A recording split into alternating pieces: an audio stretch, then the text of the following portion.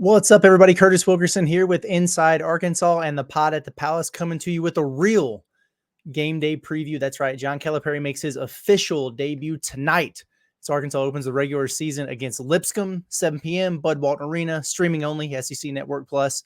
Man, it's finally here. It's about damn time, honestly, because it was one thing to finish talking about it for so long and get some exhibition games, but they don't count. I'm ready for it to count. The wins and losses matter now, and it's about time. Really, really excited for the start of college basketball season, which has already been crazy, as evidenced by some of the results that we've seen, just on the first couple days of the season here, which includes Lipscomb. I mean, they actually looked pretty good in their opener. They opened their season on Monday with a sneaky good road win at Duquesne. Now, Duquesne is a team, ironically enough, that bounced Mark Pope and BYU out of the NCAA tournament in the first round last season. This is a little bit of a different team. They have a new coach, but some returners off of that group. So it's a pretty decent little team. And Lipscomb went down there and beat them on the road and looked impressive doing it.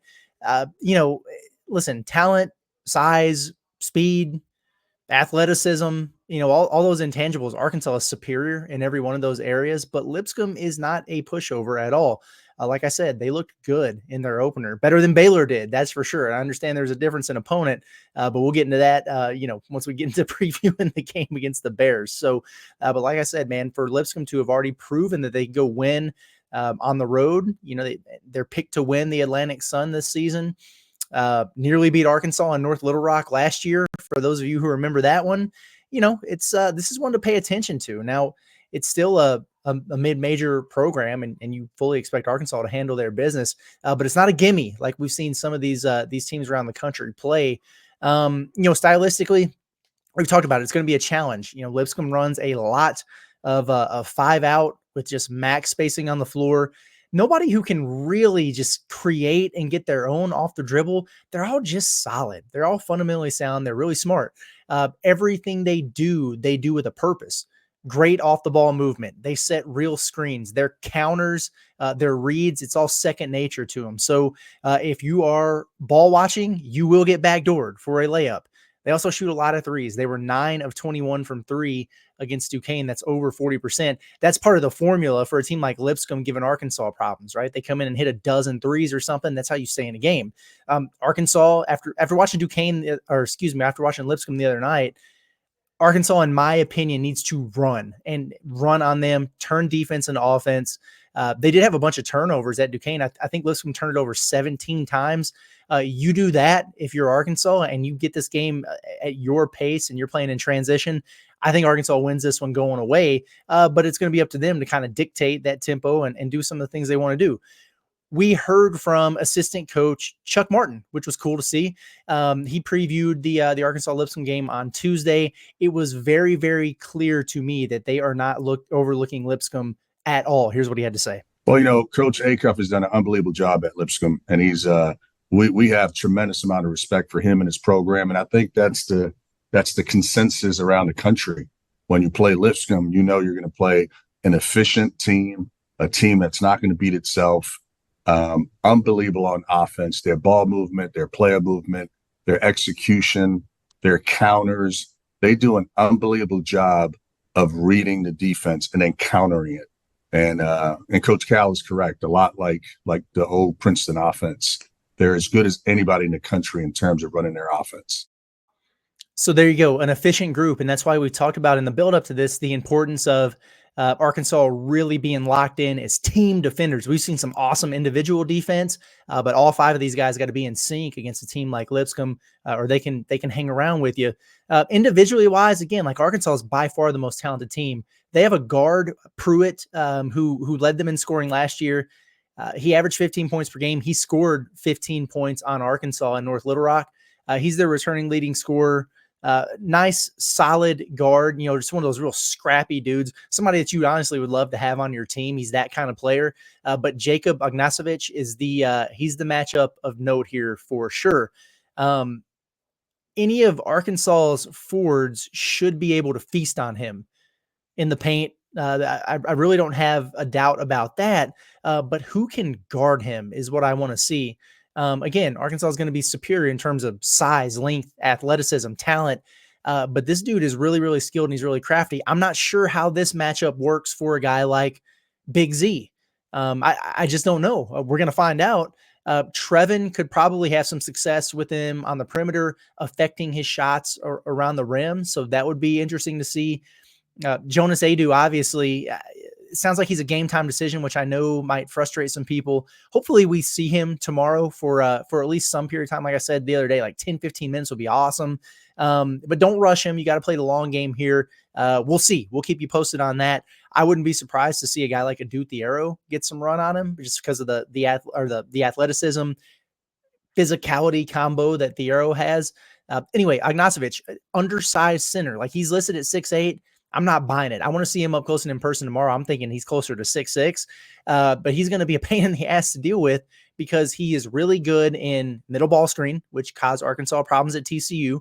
Not so much pick and roll as he is a pick and pop guy where he can shoot the three at a high clip. He had a couple against Duquesne, and then he can also just put it on the floor and drive it on forwards. And that's where I wonder about, a guy like Big Z defending him in there. And he's skilled. He's crafty inside. So you got to stay disciplined. You got to stay on your feet, just get tall and vertical when you challenge those shots. There's no need to leave your feet when you've got the reach and height advantage on him.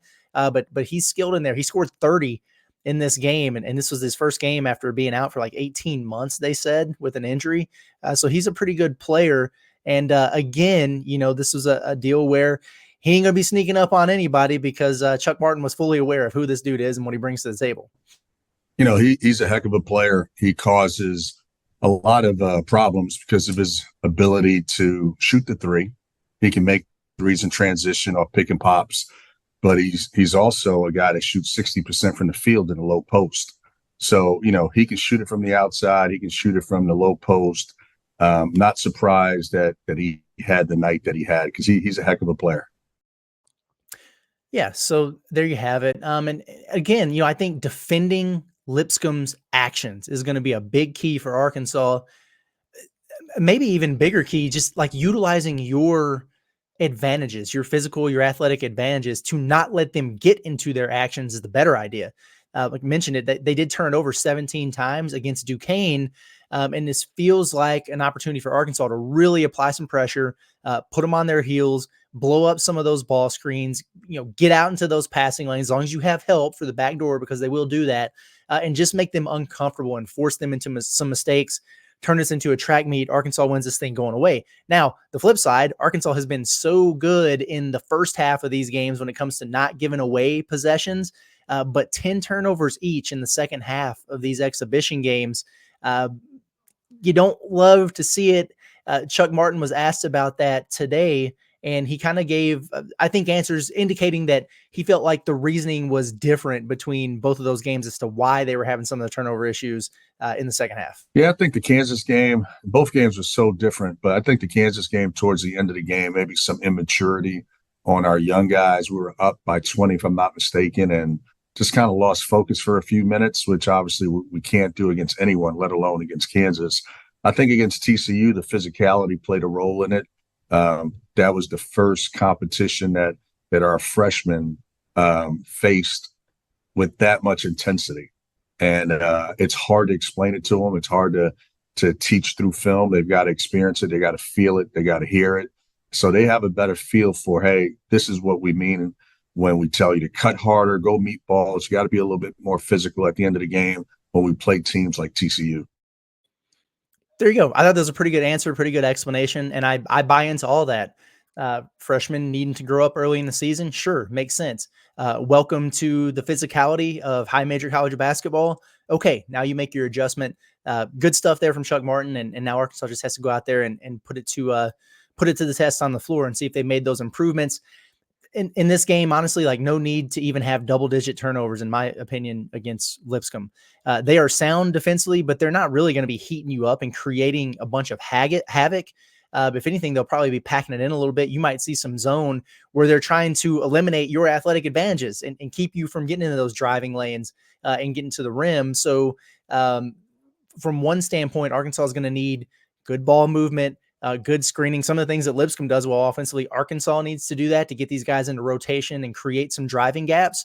Got to have ball reversals every possession if you're in the half court. But the other thing too is, if they're packing it in, which they might, can Arkansas shoot them into stretching the defense out? And, like 13 of 48 from three in the exhibitions ain't really it. But Chuck Martin, I think he's kind of like me in that he feels that there's probably an uptick here coming. Why does he feel that way? Well, quite honestly, for some of the same reasons I do, Nelly Davis and the freshman. Sure. I think some of it is, Nelly Davis had been out for quite some time prior to the Kansas game. So that was the first time that he really had any live competition. And then the TCU game was just his second game back. So he's a guy on our team that's very capable of making shots. And, he had been out for 3 weeks. So it's going to take him some time to get his rhythm and find his rhythm. And again, for the young guys, whether it's Billy or Carter or Boogie, this is their first time, playing a live competition in front of a crowd. So it's going to take some time, but I certainly think that we're capable of making threes, and I think that we will as the season goes on. I don't ask for much from three. I really don't. Just be middle of the pack, man. It doesn't have to be last year's Kentucky team that led the country in 3-point percentage. But damn it doesn't have to be the Eric Musselman teams of the last 3 years that never finished higher than 280th in the country, never sniffed 32% from three in a season, averaged about 5.5 makes per game. It's just, we got to be done with that. And so we need an uptick here. I'm kind of with Cal on the 8 to 10 threes made per game train. I like the way that sounds. And if they have good shot selection, there's no reason why they can't be shooting it, 33% or north of that as a team from three. But speaking of Nelly Davis, though, I know I said this yesterday. I know I've said it a lot since the end of that TCU game, but getting him going offensively is a major key for the season, not just his game against Lipscomb, but for the season for Arkansas. I don't believe folks understand how good this dude is. I really don't think they get it yet. And if you add his threat to what you already have cooking with some other guys, I think people are really going to start opening their eyes to Arkansas as a team that's capable of making a run. I think the coaching staff understands that too, but they know better than anybody, just kind of the adjustment that comes with, hey man, you were out for 3 weeks. You had a cast or a brace or whatever it was on your wrist. You were limited in what you were able to do. It's going to take a minute to shake off the rust, but man, once he gets going, he's going to put some fireworks together in Bud Walton Arena. Exactly what you just said. He's trying to get back in a rhythm. He's trying to find a rhythm with our guys. He's been out for a few weeks prior to the Kansas exhibition game, but he's such a veteran. Although at times offensively he's not making shots, he's exactly where he should be. Particularly on the defensive side of the ball. He did so many good things in the Kansas game, and he did some really good things in the TCU game that go unnoticed. But as the year goes on, I think our fan base will appreciate all the things that he does. There you go. I hope so, and I hope it starts in this game against Lipscomb. I'm ready to see it. Couple last things, and we'll get out of here. Starting lineup for opening night. There's probably really no reason to expect it to be any different than what it has been, which has been DJ, Boogie, Carter Knox, Thiero, and Big Z.